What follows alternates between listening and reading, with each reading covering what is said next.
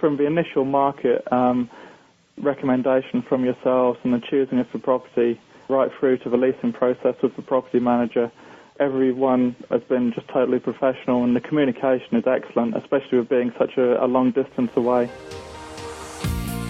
Welcome to the Creating Wealth Show with Jason Hartman. You're about to learn a new slant on investing, some exciting techniques, and fresh new approaches to the world's most historically proven asset class that will enable you to create more wealth and freedom than you ever thought possible. Jason is a genuine self-made multimillionaire who's actually been there and done it. He's a successful investor, lender, developer, and entrepreneur who's owned properties in 11 states, had hundreds of tenants, and been involved in thousands of real estate transactions. This program will help you follow in Jason's footsteps on the road to your financial independence day. You really can do it. And now, here's your host, Jason Hartman, with the complete solution for real estate investors. Welcome, real estate investors and financial independence seekers. This is your host, Jason Hartman, with episode 1042, and I am once again today in the car because we just stayed at the iconic Ojai Valley Inn and Spa. We're leaving there to go to Santa Barbara right now. I tell you, this Ojai Valley Inn and Spa, it's on 220 acres. The grounds are absolutely gorgeous. You know, this little town of Ojai, O-J-A-I, if you haven't heard of it, is kind of inland of Santa Barbara here in California. It's so nice to be able to visit California without paying the taxes in California, although you do pay them as a now tourist. I've spent the vast majority of my life here and always wanted to just move around and live in some different places, and so that's what I'm doing. You know, in 2011 I moved to Arizona, and then I lived in Las Vegas for a year and a half. Definitely do not like Las Vegas. Not a fan, but hey, another no-income tax state, and now we're trying Florida, another no-income tax state. There's only, well, it depends how you look at it, because the income tax issue in various states is kind of this, it's not as simple as it might sound. It's kind of hybridized, if you will, and it varies a little bit. You know, there are 7, 9, or 11 no-income tax states in the country, depending on how you look at it.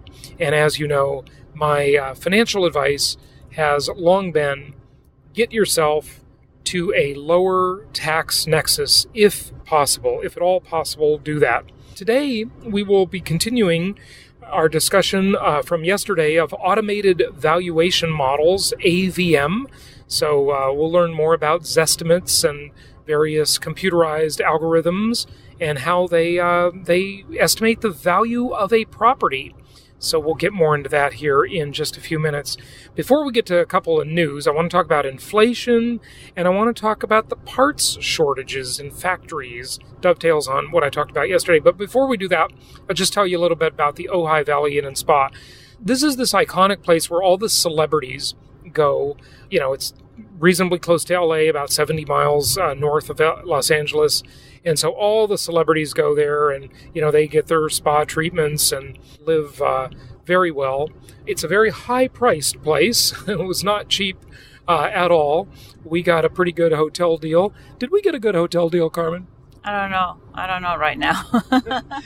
She's not so hot on our hotel deal. Hey, we just entered Montecito, population 10,000, on our way here into Santa Barbara.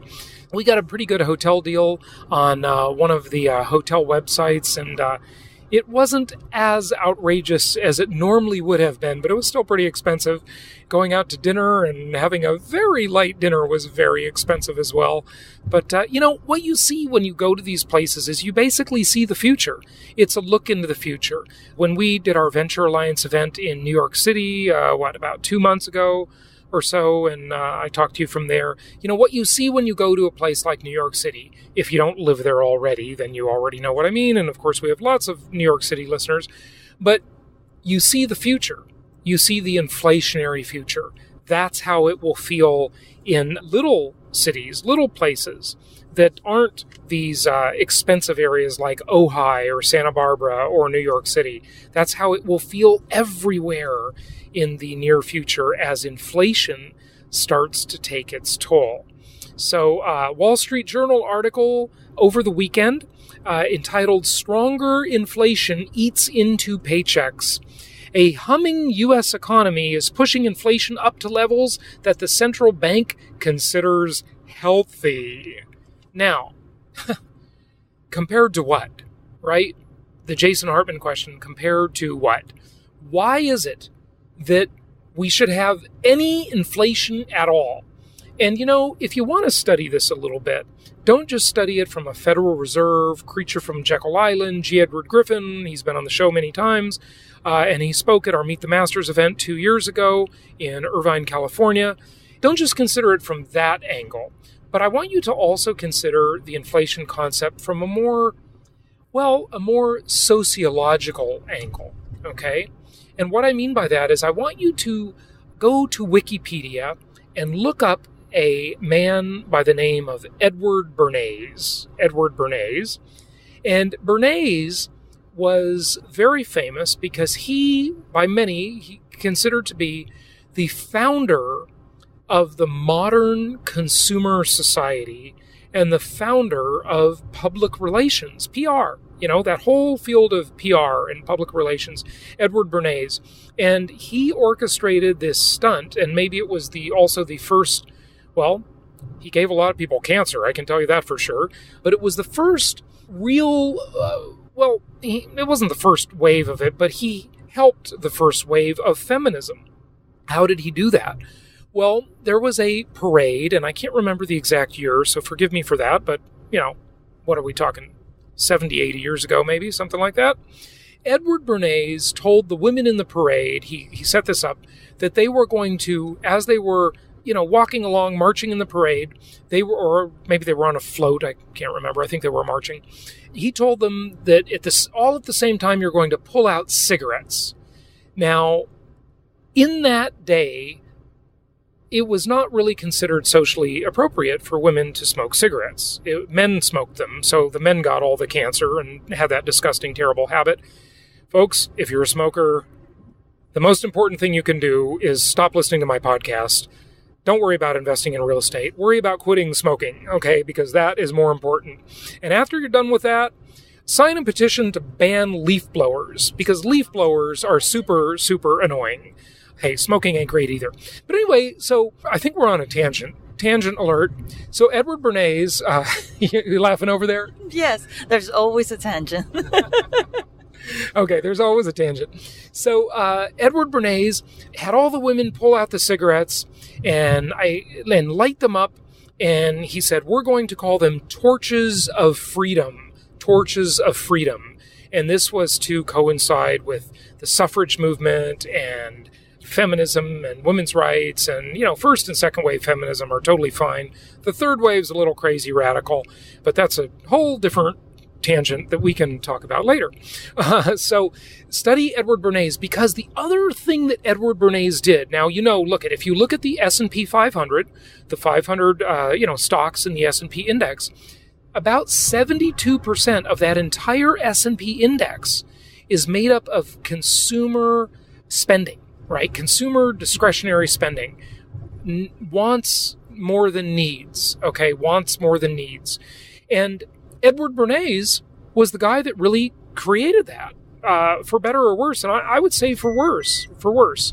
This was something, before Bernays came along, Americans were quite content with just having a decent life and having the basics of life. And then after Bernays came Madison Avenue, and certainly most of you have seen the series Mad Men, and, you know about Madison Avenue and the advertising culture and all of that stuff, right? And so this was a big change, and this created inflation. Now, there's another sort of conspiratorial part to this, and this is the promotion of divorce. Yes, you heard me right. The promotion by the media of divorce. And think about it. And I've talked about this before, folks.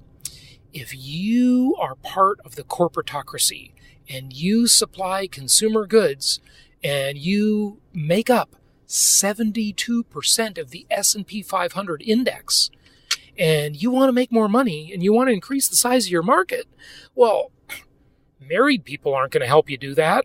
You can double the size of your market. If everybody gets divorced, they're going to need 2 coffee makers. They're going to need 2 toasters. They're certainly going to need 2 cars. They're going to need double everything. So a great way to increase the size of your market is to discourage marriage, to discourage the traditional nuclear family. And boy, has this ever worked, sadly. I mean, speaking to you as a person who would like to get married and thought he would be married a lot of years ago in his 20s, just kind of never happened for me. And there are a lot of reasons, but, this is the cultural zeitgeist of society is to promote singledom, to promote divorce, to promote discontent, to promote the consumer society, to promote distractions from arguably what is really important in life. Just food for thought. But anyway, back to the article on stronger inflation. There you go, okay? So inflation is here, right? For many years, I really couldn't say it's here. And of course, a big part of my strategy is based on my trademark phrase, inflation-induced debt destruction.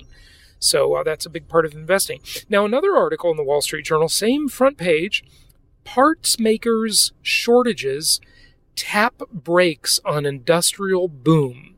Remember, yesterday when I was talking to you about the give or take $2 million of my own money, well, not my own, I guess, because it's through various business entities I have, but essentially, at the end of the day, my money created all that. It is loaned out on various loans, mostly to our local market specialists who are rehabbing properties for you. And I talked about 2 ways to look at it and how the paybacks are coming in slowly. In fact, I just got a partial payback today, which is something I've never had before. I always get the full loan paid off. Well, this borrower paid part of my loan back just today. The money was wired into my company's account. It concerns me that these loans are paying back slowly, but again, I'm not exactly sure why. Not sure why yet. And I'm going to do a deeper analysis into that. Does it mean that things are turning and things are getting bad? Or does it mean that it is just too hard to find parts? Because look at this. Okay, so the article says American factories are running short on parts. Suppliers of everything from engines to electronic components are lagging behind the boom in the U.S. manufacturing sector, which has lifted demand in markets such as energy, mining, construction. As a result, some manufacturers are idling production and digesting higher costs. So this is certainly an inflationary sign, and it's also the same thing that is true if you're rehabbing a house. It's the same exact concept. Supplies are scarce, including supplies of labor. So very important to consider that as we watch things happen. Okay, couple more things just to remind you before we get to our guest today and talk about automated valuation models of real estate. Number 1, join us in Hawaii first week in November. Go to jasonhartman.com to register for our 2-day conference there. Number 2, if you use Alexa, then be sure to add our Alexa skill and hear the Jason Hartman Real Estate Update every day for free on Alexa, and that'll be part of your news briefing or your flash briefing on your Alexa device or on your Alexa app on your phone. And number 3, be sure to subscribe to the new Property Cast, where you can get properties delivered to your RSS feed as they become available. So if you want to be on the hot list there and get the hot sheet, if you will, of properties, be sure you subscribe to the Property Cast. And remind me on an episode, I got to tell you about this refinance I'm doing on this apartment building I own. Boy, oh boy. That thing is, I've talked to you before about commercial real estate and how commercial real estate is not for the faint of heart. You would not believe the loan docs I had to sign to refinance this property. It's like, okay, we are going to take your firstborn and an arm and a leg. Again, it goes back to what I told you about the perils I had with various office properties that I've leased over the years. And man, there is nobody watching out for you. when it comes to commercial real estate. It is not for the faint of heart. So if you're considering commercial real estate investments, just know that the protection mechanisms that exist in the single-family home business are completely absent in the commercial real estate world, and we'll talk more about that later. Don't have time today. Okay, let's get to our guest and talk about automated valuation modeling. Here we go.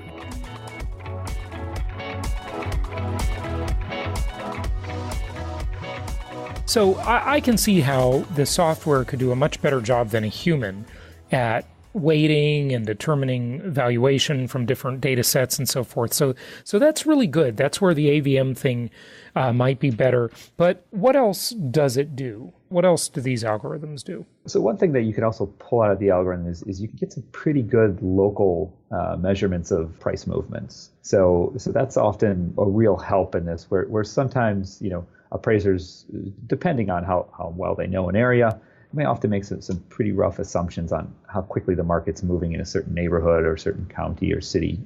And within the AVM, because of the volume of data you have, you can really test those assumptions and come up with some really localized price movements and price trends, which is something that in the AVM, we developed the Atomized AVM, we've really tried to focus on the locality of price trends to say, we understand, we're based here in Seattle, and we know that, one neighborhood over from another neighborhood, price movements can be considerably different. So really, a well-constructed AVM will give you an opportunity to understand how different neighborhoods are changing and in what direction. Good. So now you work with Atom Data, and we've had Darren Bloomquist on the show many times, and he's spoken at a couple of our conferences. Is there anything thoughts that you have, and I don't know if this is your area or not, on where the market is going, or where certain markets are going, because you just spoke to that sort of momentum aspect of the data?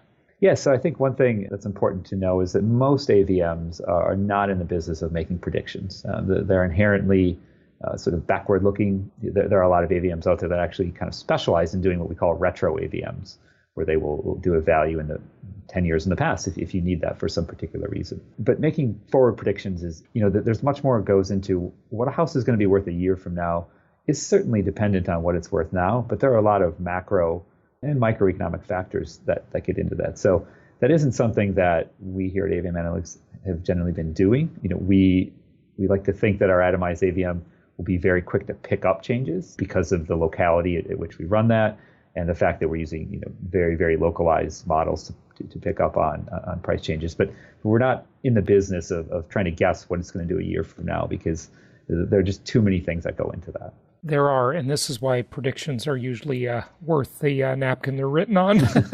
Very often. True. Yeah, absolutely. Well, what do you see as things coming up in the industry in terms of the future of all of this, or just the industry in general? Well, I think there's a couple of things that seem to be happening in the industry. I think the continued use of image data, and as this consolidation happens in the industry, the bigger players are going to come up with a larger and larger sort of time series of photos. So as time goes on, suddenly they're going to have photos on 20% of homes, and then 40% of homes, and then 60% of homes. Right. To the point where that stock of image data is going to become a lot more useful for the models. That's one thing. I think another... Before you move on from that one, that's interesting. The computer will be able to tell how attractive the house looks. Why wouldn't they? Dating sites can tell how attractive people look.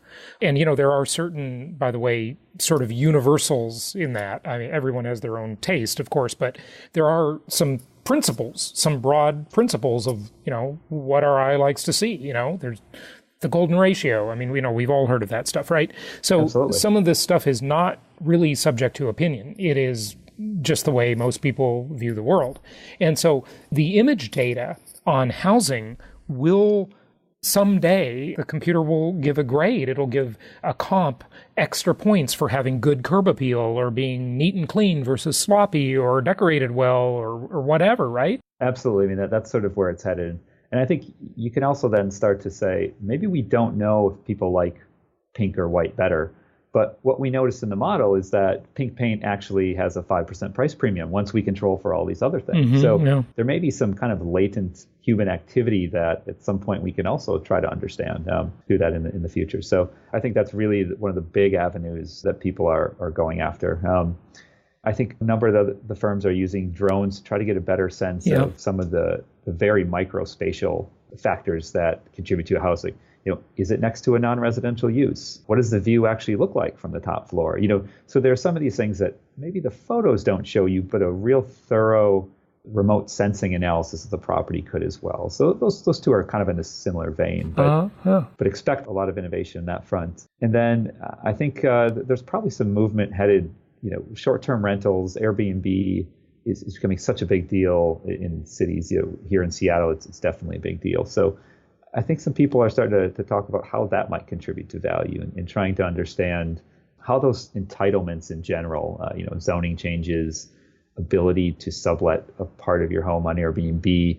How do we start to think about that in an AVM? And, I think we're in the very, very early stages of that. But as I'm sure you know and your listeners know, that can contribute a lot to value. Oh, sure. And how do you properly capture that? And that's always been a big question in the AVM space. And, we might finally begin to a point where, again, the data is there to start to answer those questions. Yeah, I have seen many articles on the short-term rental effect on markets, and some say that it's hogging up inventory. Too much inventory has come out of the housing stock that's being used as short-term rentals, and it's not really part of the market anymore, the traditional market. So when a home buyer wants to buy a home, there are fewer homes available because some of that stock has been sucked up. There are some interesting effects there, no question about it. Yeah, absolutely.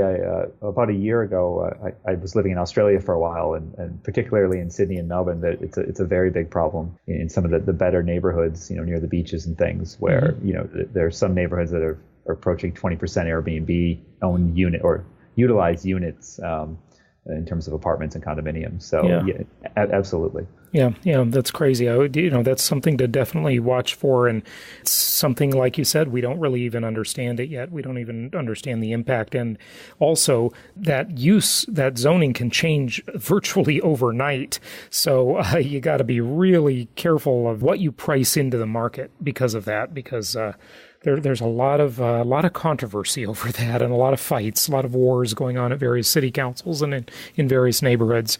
So we'll see how that all works out. Are there any questions I didn't ask you? Anything you want to just share with our listeners in general? I think good question that you've asked, certainly. I think one thing that I'd like to stress to at least clients of ours and people who interact with our AVM is that while the value is important, always look at the number value that an AVM gives you, but look at the confidence interval or the range as well. That's equally important or maybe more important when you're evaluating an AVM. If that range is really wide, that gives you an insight into the model, and that gives you an insight into how good the modelers think they're doing in that area. So if you see a really wide range or really wide confidence interval, your takeaway should be, well, yeah, they gave me a value, but they're not even that confident in it. So that can really be a good place to start understanding, at least at a very simple level, how good the producer of an AVM thinks they are in an area. So I would urge your listeners or anyone interacting with AVMs to, if it's not provided to you, to ask for that confidence interval, and then use that as a gauge kind of to how much trust you should put in an AVM. Right, absolutely. One question I do want to ask you before you go is, when we have been talking, this whole context of this conversation, I assume, is really about the value of properties. But our listeners are investors. What about rental prices? Do you work on that side of the AVM world at all, or are you strictly working on sales prices? At the moment, we're strictly working on sales prices. Rents, I think, are certainly an interesting place to be as the investor class grows, as people start to understand the fundamentals of the market more. They start to understand that their home is, not just a place to live. It's an income-generating asset. The biggest issue with the rental market is data. Rental transactions are not public record anywhere. And what you do get, if you look at Craigslist or even one of the larger sites, all you get is list price. You never really find out the contract price. Right. Nor do you know the duration, nor do you know what's happening when there's renewals. So the data is just a lot cloudier in the rental space. I think that's why those type AVMs have been very slow to develop. Yeah, I agree with you. And there are some websites out there that pretend to do it, but it's just the data's all over the board. So very true. Very true. Yeah, no question about it. Give out your website, Andy, and tell people where they can find you.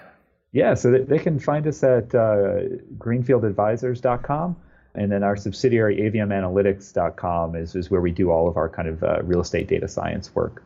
any of those two websites will get you to the interesting work we're doing. And then, obviously Atom Data Solutions as well. They're our data partner, and they've got a number of different interesting products for investors, owners, anybody interested in the market. So yeah, please do check us out. Fantastic. Dr. Andy Krause, thank you for joining us. Oh, thank you, Jason, for having me. It was wonderful. Thank you so much for listening. Please be sure to subscribe so that you don't miss any episodes. Be sure to check out the show's specific website and our general website, hartmanmedia.com, for appropriate disclaimers and terms of service. Remember that guest opinions are their own, and if you require specific legal or tax advice or advice in any other specialized area, please consult an appropriate professional. And we also very much appreciate you reviewing the show. Please go to iTunes or Stitcher Radio or whatever platform you're using and write a review for the show. We would very much appreciate that. And be sure to make it official and subscribe so you do not miss any episodes. We look forward to seeing you on the next episode.